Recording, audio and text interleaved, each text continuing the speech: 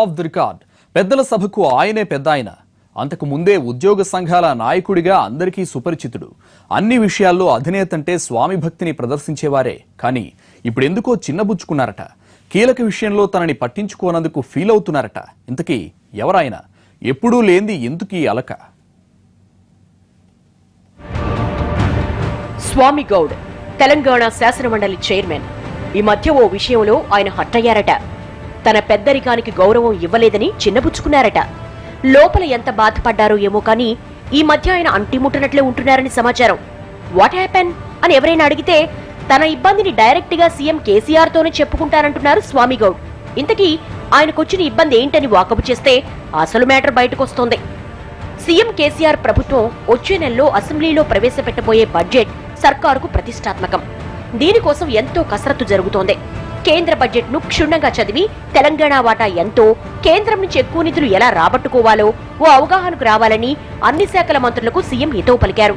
ఇప్పటికే ఈ ప్రక్రియ కొలిక్కొచ్చింది. ఇక ప్రభుత్వ పథకాలు ఎలా ఉన్నా సీఎం కేసీఆర్ మొదటి అసెంబ్లీలోనే చేతి వృత్తులకు ఎక్కువ ప్రాధాన్యం కల్పిస్తేనే తెలంగాణలో బతుకు తెరువుకు ఇబ్బంది ఉండబోదని చెప్పేశారు. దానికి తగ్గట్లే వచ్చే బడ్జెట్ లో చేతి వృత్తులకు ఎక్కువ ప్రాధాన్యం ఇచ్చేందుకు సిద్ధమయ్యారు. చేతి వృత్తుల మీద ఆధారపడి జీవించే కుటుంబాల్లో అత్యధికంగా బలహీన వర్గాలే. వాటిని గుర్తించి అవసరాలకు తగ్గట్లు నిధులు కేటాయించాలని సీఎం నిర్ణయించారు. ఇప్పటికే ఎస్సీలకు సంబంధించిన సబ్ ప్లాన్ విషయంలో అన్ని పార్టీల ఎమ్మెల్యేలు సమావేశమై కార్యాచరణ తేల్చి చెప్పాలని ప్రకటించినట్లే బీసీలకు ఏం కావాలో కూడా అన్ని కులాల సూచనలతో ఓ సమగ్ర ప్లానింగ్ తీసుకురావాలని ముఖ్య నేత ఒకరిని సీఎం పురమాయించారట. దీంట్లో మంత్రి ఈటెలతో పాటు మరో పెద్ద నాయకుడు ఉన్నారు. కానీ ఆ జాబితాలో స్వామి గౌడ్ పేరు మాత్రం లేదు.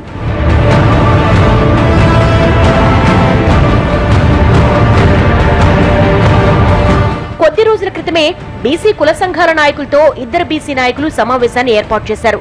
దీనికి మండలి చైర్మన్ స్వామి గౌడ్ ను, డిప్యూటీ చైర్మన్ కానీ ఆహ్వానించకుండానే సమావేశాన్ని నిర్వహించేసి సీఎంకు నివేదిక కూడా ఇచ్చేశారు. సమావేశం ముగిశాక శాసన మండలి చైర్మన్ స్వామి గౌడ్ కు సమాచారం అందింది.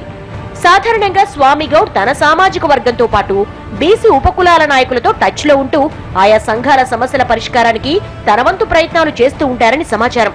బీసీ సంఘాలతో తన అనుబంధం గాని, తన హోదా కానీ సమావేశానికి అవసరమని గుర్తించకపోవడంతో స్వామి గౌడ్ ఫీల్ అవుతున్నారు. ప్రభుత్వం ప్రతిష్టాత్మకంగా తీసుకున్న సమావేశానికి తనకి ఎలాంటి సమాచారం లేకపోవడంతో పెద్దాయన ఇబ్బందిగా ఫీల్ అవుతున్నారట.